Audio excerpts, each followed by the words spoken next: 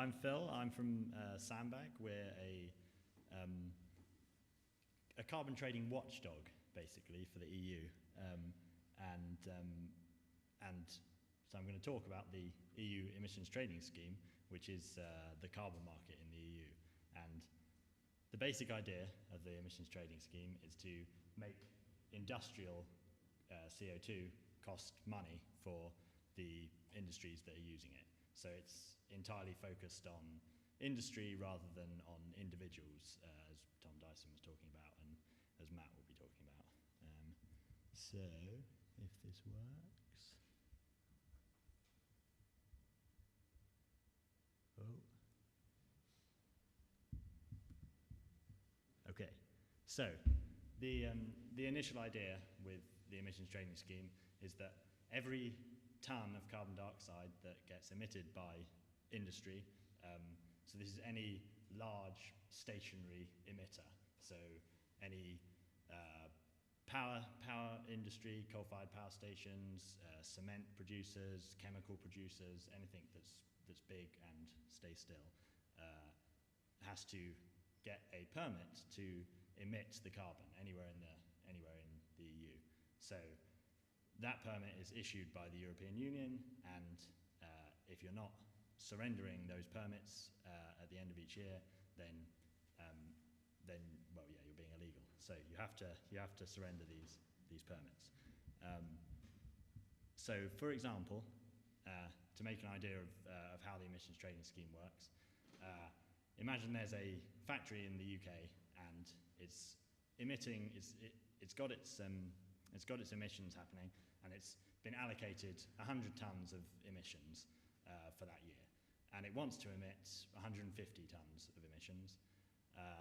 So it has to find an extra 50 tons from somewhere, and that's when it goes to the market and needs to purchase these emissions permits. So it goes to Poland, where there's a factory that's cleaned up its act. Maybe Poland is not a good example of a place where they would have cleaned up their act, but this is a standout factory, and they've cleaned up their act. They're only using 50 tons of their 100-ton permit allocation. So they can sell their 50 tons back onto the market, and thus everyone is happy. So for that year, everything is covered. So the high-emitting factory in the UK is having to pay a bit more, and the low-emitting one is getting an extra cash boost to pay for further cuts. Then the following year, we remove some of those permits, and thus everyone has to keep lowering their emissions. And the point of it being in the market, rather than just a cut year on year for each factory, is that we can be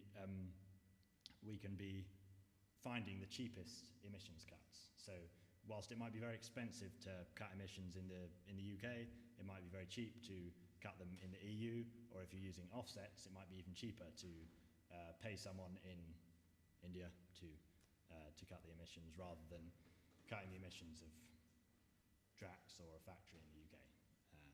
So that's the big idea. So yeah, you have this circular movement all around the EU, and then with a limited number of offsets that are allowed to come from elsewhere in the world. They're either auctioned or they're allocated. So mainly the power industry, which can't, basically you have to get electricity from within the UK, and so the power industry has to buy all its auction permits. There are special allowances for industries that could move elsewhere because of the tax that the emissions trading scheme puts on them. So, for instance, a cement producer would get its permits for free rather than having to buy them off the EU, and that the idea being is that cement producer will not have to move to the Ukraine, where it's not going to be covered by the emissions trading scheme. So, and so far that seems to have worked, but it involves huge numbers of these permits being given for free to the worst emitting companies and industries, and so it's a difficult balance to work out, because those permits are worth a lot of money. It's a multi-billion euro market, so it's a balance to be struck over whether these worst emitters are receiving more than their fair share of permits. So anyway, so they're receiving all these permits, and they've been slightly over allocated. So there's the way I think about this is with fishing quotas. So the scientists in the EU Commission, they come up with the basic standard for how many permits should be allowed out, and then there's lobbying from the various governments. You have all the industry asking for more, and then you end up with more emissions permits than emissions, and then on top of that. So this started back in 2005. It was already going towards this surplus, and then the economic crash happened, and the companies continued to receive the same permits for, even though their cement factory maybe is no longer producing cement, but they continue to receive, in most cases, these allocations. And so this surplus is building up and up in the emissions trading scheme. And this represents, that's 2 billion tonnes of carbon dioxide emissions that are hanging over. So at the minute, that's not very effective as a cap on emissions. If you're thinking,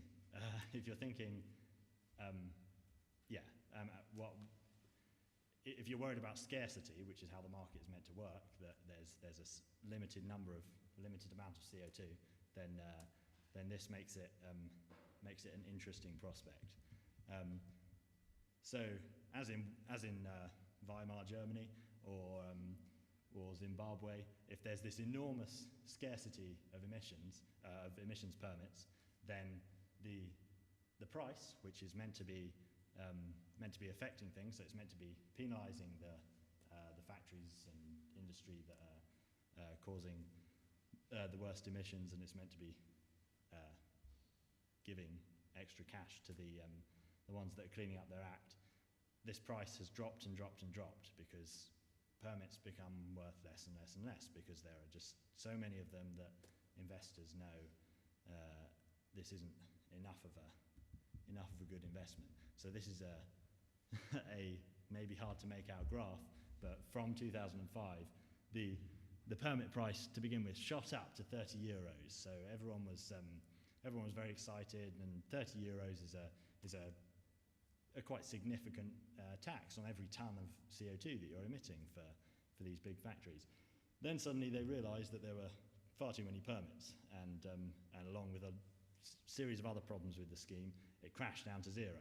So they relaunched with a whole new scheme in phase 2, and again everyone got very excited, and it went up to 30 euros, and then it dropped down. That was immediately with the crash. And for a while it was hovering around 10 euros, which is still something, and then it's been dropping. And each time they say they're going to do something about it, it ticks up, and then when the Parliament doesn't do something about it, it drops down a little bit further. And so it's now hovering around about 5 euros a tonne, which is just not meaningful for any polluter. It's still worth burning coal, because it's so much cheaper than it would be, whereas you need, as I'll say in the next slide. So the switching price, the estimate is about 30 euros a tonne. So you would switch, if you're a coal company, you'd say, no, it's not economic to burn coal anymore, we'll switch to gas. That's 30 euros. That's the low-hanging fruit of emissions trading, and we're a long way below that at the minute with 5 euros a tonne. So it's quite a long way off. So clearly the emissions trading scheme is failing, and we'd expect from that, it being the EU's flagship climate policy, we'd expect that EU emissions would be skyrocketing. But in actual fact, as you probably know, they're falling, and the economy keeps growing even with a dip in 2008. So something else is going on here apart from just the emissions trading scheme, and that we'll ignore that actually. Something else that's going on. That was the cut in emissions. But the thing that the other thing is that the EU has not left it just up to the emissions trading scheme. It's put in renewables policies. It's put in energy efficiency policies, and these are cutting into carbon emissions. But at the same time, the emissions trading scheme is cutting in almost the other way. It's undermining these climate policies, and one way to think about that is saying now with the UK we've got the carbon floor price. So we putting an extra price on carbon every tonne that's burnt in the UK. That is reducing the UK's emissions. It's somewhat effective at kicking into the UK's emissions, but those emissions will just be under the emissions trading scheme. All those spare permits will move elsewhere in the EU, and someone else will burn them. So it cuts into any good that people do anywhere in the EU is then moved to another part of the EU where they're doing bad, and they can then do worse.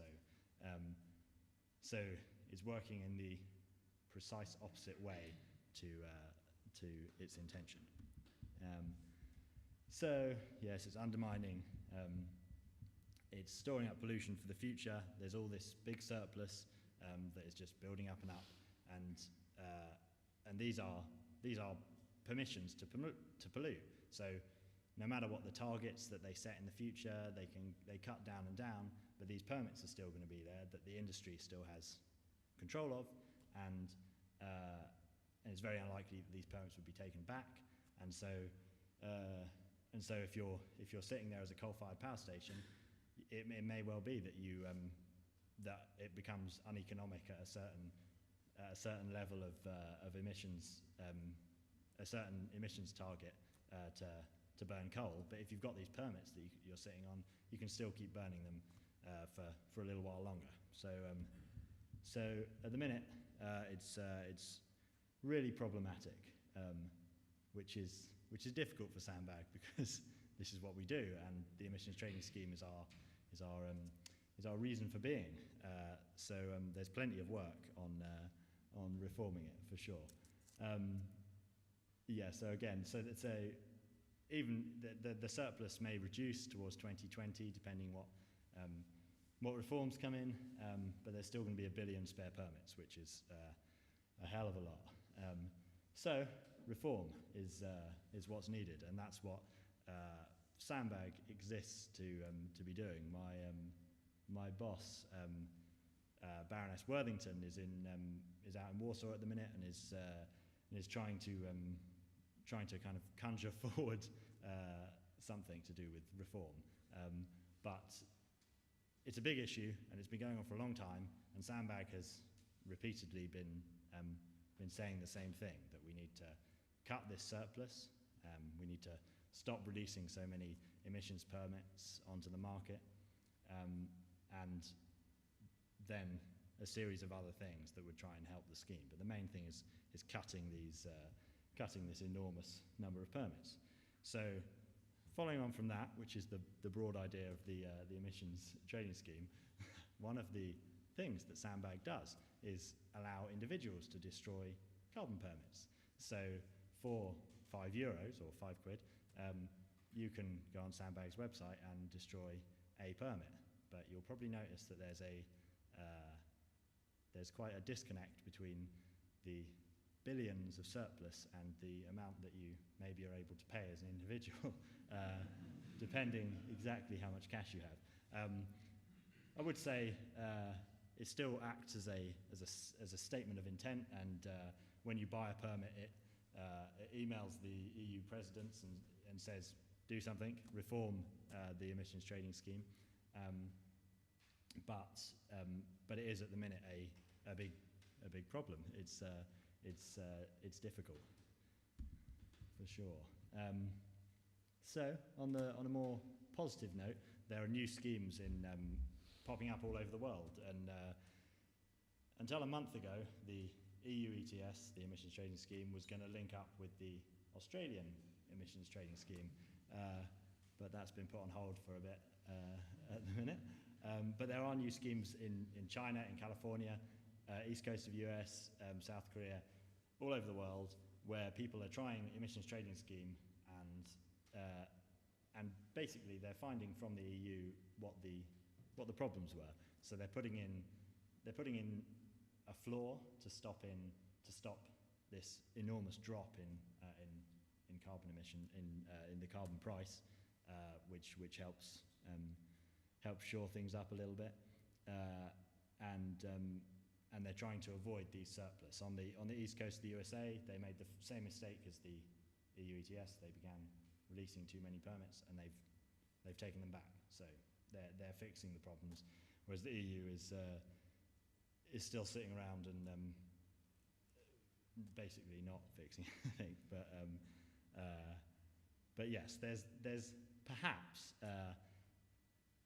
promise on the horizon of some reform.